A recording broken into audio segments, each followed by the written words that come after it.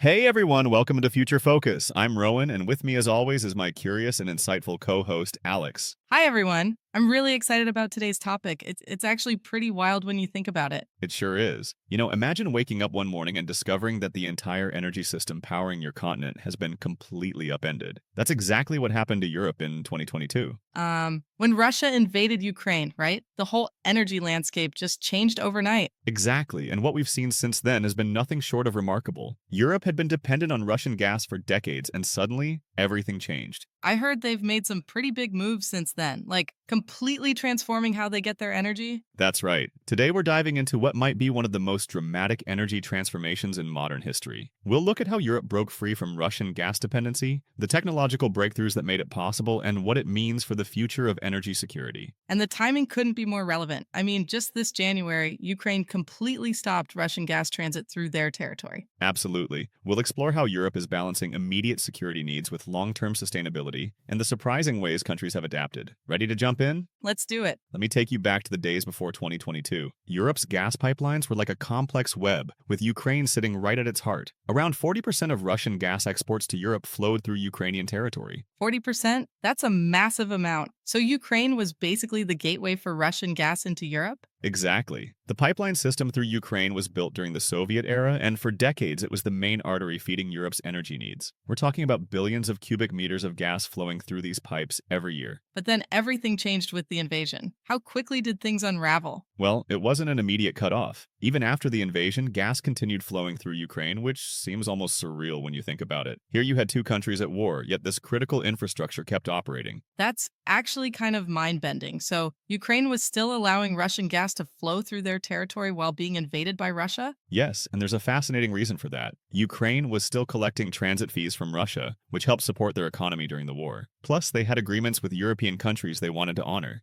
I see. But that couldn't last forever, right? No, it couldn't. The breaking point came in January 2025 when Ukraine finally said enough is enough. They completely halted all Russian gas transit through their territory. I can imagine that must have sent shockwaves through the energy markets. What happened to gas prices? Well, interestingly, the market reaction wasn't as dramatic as many expected. You see, Europe had been preparing for this moment. They'd already reduced Russian gas imports by 75% compared to pre-war levels. Oh, wow. So they'd actually done most of the heavy lifting before the Ukrainian transit shutdown? Exactly. But that doesn't mean it was painless. Eastern European countries, particularly those more dependent on the Ukrainian transit route, saw some significant price spikes. Bulgaria, for instance, saw gas prices jump by 30% in the immediate aftermath. That must have been tough for consumers in those countries. It was, but here's where the story takes an interesting turn. These price spikes actually accelerated the adoption of alternative energy sources. Countries that had been somewhat hesitant about renewable energy suddenly became very enthusiastic supporters. So, in a way, the crisis became a catalyst for positive change? Precisely. And you know what's particularly fascinating? The whole situation exposed just how vulnerable Europe's energy system had been. I mean, think about it. One pipeline network through one country had this enormous influence over an entire continent's energy security. That's actually pretty scary when you put it that way. It's like having all your eggs in one very fragile basket. That's a perfect analogy, and it really drove home the importance of energy diversification. Before 2022, many European countries knew they were too dependent on Russian gas, but there wasn't enough political will to make dramatic changes. Until they had no choice. Until they had no choice. The Ukrainian transit termination was really the final nail in the coffin for Europe's relationship with Russian gas. It marked the end of an era that had begun during the Cold War. And opened the door to something new? Absolutely. It pushed Europe into what many are calling the Great Energy Transformation. But that's actually a fascinating story that deserves its own deep dive. I can't wait to hear about that. The way Europe adapted to this crisis seems pretty remarkable. It really is. And what's even more interesting is how they managed to turn this crisis into an opportunity. But before we get into that, we should probably talk about the immediate aftermath of the transit shutdown and how Europe managed to keep the lights on during those critical first few months.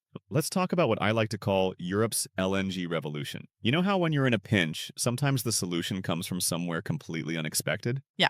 Are you talking about how Europe turned to liquefied natural gas? Exactly. When Europe needed to replace Russian pipeline gas, they made this incredible pivot to LNG. We're talking about the fastest build-out of LNG infrastructure in history. I've heard about these floating terminals they built. Pretty clever solution, right? Absolutely brilliant. Instead of waiting years to build traditional terminals on land, they brought in these specialized ships called floating storage and regasification units. Germany alone brought in 5 of these floating terminals in just 12 months. Wait, how long would it normally take to build a regular LNG terminal? Usually 4 to 5 years, but these floating terminals, they were up and running in months. It's like the difference between building a house and parking an RV. That's incredible, but I'm curious about where all this LNG is coming from. I mean, you can't just magic it out of thin air. Well, this is where global energy markets really showed their flexibility. The United States stepped up in a big way. American LNG exports to Europe increased by more than 200% compared to 2021 levels. Wow, that's a massive jump. But isn't LNG more expensive than pipeline gas? Initially, yes. In early 2023, Europe was paying about 40% more for LNG compared to pipeline gas. But here's where it gets interesting. The price gap has been shrinking. Oh, how come? Several factors. Competition among suppliers increased, more efficient shipping routes were established, and the terminal started operating at full capacity. Plus, Europe signed these clever long-term contracts with suppliers from Qatar, Australia, and the US. So they're not just buying on the spot market anymore? Exactly. They learned from their mistakes with Russia. The new contracts are more diversified, with no single supplier having too much leverage. It's like they're following that old saying about not putting all your eggs in one basket again. But what about the environmental impact? I mean, shipping gas across oceans can't be great for the climate. That's a really good point. The carbon footprint of LNG is about 20% higher than pipeline gas due to the cooling, shipping, and regasification process. But here's the twist. Europe is using this as leverage to push for cleaner LNG production. Oh, really? How so? They're demanding that suppliers use renewable energy to power their liquefaction plants, and they're investing in carbon capture technology at regasification terminals. Some suppliers are even using electric-powered ships to transport the LNG. That's pretty forward thinking, so they're kind of turning a crisis into an opportunity for innovation. Precisely, and the numbers really tell the story. By early 2025, Europe had increased its LNG import capacity by 60% compared to 2022 levels. That's the equivalent of replacing almost all the gas that used to come through Ukraine.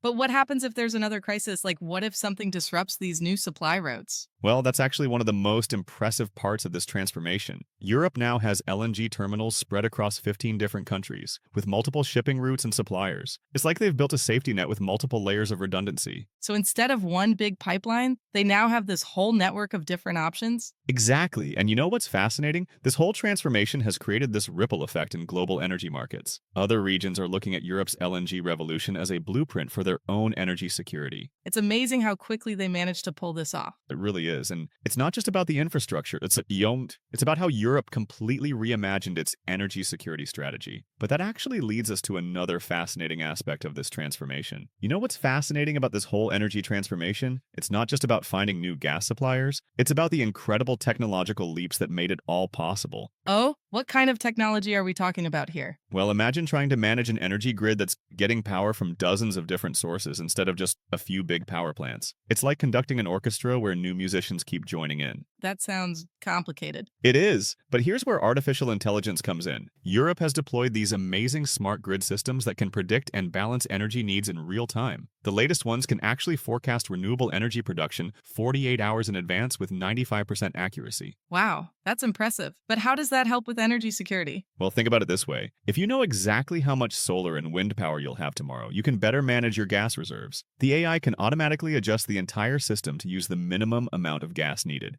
So it's like having a super smart energy traffic controller? Exactly. And here's something even cooler. They've developed these new storage technologies that can hold enough energy to power a city of 1 million people for up to 7 days. 7 days? That's a huge improvement, right? Absolutely. The previous generation of storage systems could only manage about 24 hours. But these new solid-state batteries, they're game changers. They're safer, more efficient, and they can handle the rapid charging and discharging that renewable energy requires. I'm guessing this helps reduce dependence on gas even further? You got it. But there's another breakthrough that's really exciting. Europe has developed these new hybrid power plants that can switch between renewable energy and gas in seconds. In seconds? That's fast. It is. The old systems took hours to switch over. This means they can use gas only when absolutely necessary, which has helped reduce gas consumption by another 30%. That's amazing. But all this new technology must cost a fortune. Actually, that's another interesting point. While the initial investment was high, the cost of operating these systems has dropped dramatically. The latest AI-managed grids are 40% cheaper to run than traditional systems. Really? How did they manage that? It's all about efficiency. These systems can predict maintenance needs before equipment fails, optimize energy routing to reduce losses, and even trade energy automatically between countries when prices are most favorable. So it's not just about replacing gas, it's about using energy more intelligently? Precisely. And you know what's really fascinating? These technological advances have made Europe's energy grid more resilient to cyber attacks, too.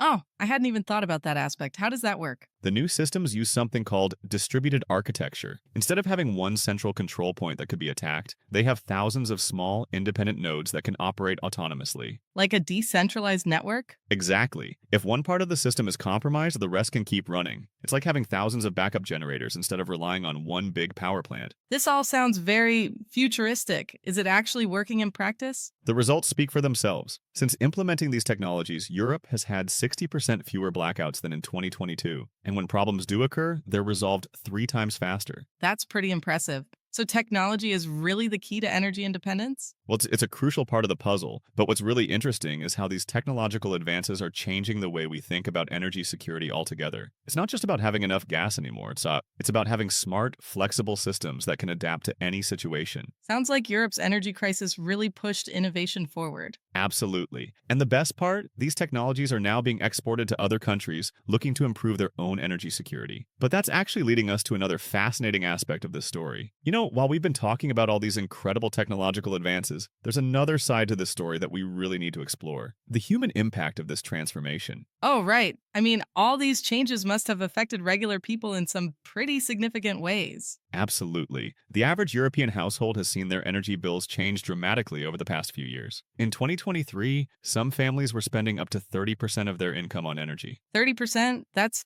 a huge chunk of someone's budget. It was really tough for a lot of people, but here's where it gets interesting. This pressure actually sparked what some are calling the European energy culture revolution. Energy culture revolution, what exactly does that mean? Well, imagine entire communities completely changing how they think about and use energy. People started forming these energy cooperatives, where neighborhoods would share solar panels and storage systems. Like a community garden, but for energy? Exactly. And the numbers are pretty remarkable. By early 2025, more than 3,000 energy cooperatives have sprung up across Europe, serving over 2 million households. That's fascinating. But what about people who couldn't afford to join these cooperatives? That's where government support came in. Most European countries introduced what they called energy solidarity programs. For instance, France provided smart thermostats to 4 million low-income households, which helped reduce their heating bills by 20%. Oh, that's clever. Give people the tools to manage their own energy use. Right? And it created this interesting ripple effect. People started competing with their neighbors to see who could reduce their energy usage the most. Some communities even turned it into a kind of game. Wait, people were actually having fun with energy saving? They really were. Social media was full of people sharing their energy-saving hacks. This one community in Denmark reduced their collective energy usage by 40% just through these neighborhood challenges. That's amazing. But surely there must have been some resistance to all these changes? Oh, definitely. Particularly in the beginning, there were protests about rising costs, and some people were really skeptical about the new technologies. But here's what's fascinating. Public opinion surveys show that 78% of Europeans now support the energy transformation. That's a pretty strong majority. What changed their minds? Well, I think people started seeing tangible benefits. Energy bills began stabilizing, air quality improved in cities, and there was this growing sense of energy independence. Plus, the job market exploded with new opportunities. New jobs in what areas? Everything from installing smart meters to maintaining renewable energy systems. The energy transformation created over 800,000 new jobs across Europe. And these aren't just technical positions. There are new roles in community energy management, efficiency consulting, even energy psychology. Energy psychology, that's a thing? It is now. These specialists help communities and organizations adapt to new energy systems and behaviors. It's become this whole new field of study. It's amazing how this crisis has literally created new professions. But what about the people who lost their jobs in traditional energy sectors? That's been one of the biggest challenges. But most countries implemented these comprehensive retraining programs. In Germany, for example, 90% of former gas industry workers have successfully transitioned to new roles in renewable energy or grid management. So they're not just abandoning these workers? Not at all. And you know what's really encouraging? Recent studies show that job satisfaction is actually higher in these new roles than in traditional energy sector jobs. That's pretty positive. Like, it sounds like this transformation has changed more than just how Europe gets its energy. Absolutely. It's changed how people think about energy, how they use it, and even how they relate to their communities. It's really been a social revolution as much as a technological one. You know, looking ahead to 2030 and beyond, Europe's energy transformation is taking some fascinating new directions that nobody really expected. Oh, what kind of directions are we talking about? Well, there's this ambitious new project called the European Energy Shield. It's basically a continent wide energy sharing system that works a bit like your phone's power saving mode,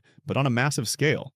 How exactly does that work? Imagine if every country in Europe could instantly share surplus energy with neighbors experiencing shortages. The system uses advanced weather forecasting and AI to predict where energy will be needed most, then automatically redistributes it. That sounds pretty complex. Are countries actually willing to share their energy like that? That's what's really interesting. They've created this clever trading system where countries earn energy credits for sharing during surplus times, which they can use when they need extra power themselves. Sort of like an energy savings account? Exactly. And here's something surprising. Early trials show the system could reduce overall energy consumption by 20% while improving security for everyone. But what about the environmental impact? We can't just keep using more and more energy, even if it's shared more efficiently. That's where the sustainability part comes in. By 2030, the plan is to have 90% of this shared energy coming from renewable sources. They're also implementing these innovative carbon capture systems at every major power facility. 90%? That's a pretty ambitious target. It is, but they've got some fascinating new technologies in development. There's this new type of solar panel that works at night by capturing residual heat from the day, and they're testing these high-altitude wind turbines that can generate power at 3 times the efficiency of traditional ones. Working at night? I didn't even know that was possible for solar panels. The technology is still being refined, but early results are promising. But you know what's really exciting? The way they're planning to integrate hydrogen into this whole system. Oh, right. I've heard a bit about hydrogen. Isn't it still pretty expensive to produce? Currently, yes, but there's this breakthrough technology being tested in Norway that could cut production costs by 60%. They're using excess renewable energy to produce what they call green hydrogen. So they're basically storing renewable energy as hydrogen? Exactly. Think of it as a giant battery for the whole continent, and they're planning to use the existing natural gas infrastructure to transport it, which saves billions in new construction costs. That's pretty clever, using the old system for the new energy. And it gets better. They're developing these hybrid power plants that can switch between hydrogen and renewable energy depending on demand. It's like having a backup generator that doesn't harm the environment. But what about the costs? All of this must be incredibly expensive. That's actually one of the most surprising parts. While the initial investment is high, the projected cost of energy by 2035 is expected to be 40% lower than today's prices. Really? How is that possible? It's a combination of factors. The efficiency of renewable technology keeps improving, the AI management systems are reducing waste, and the energy sharing network is eliminating the need for expensive backup power plants. So it's actually cheaper in the long run? Yes, and there's another fascinating aspect to this. They're developing what they call energy independence zones, communities that can completely disconnect from the main grid if necessary. Like energy islands? Sort of.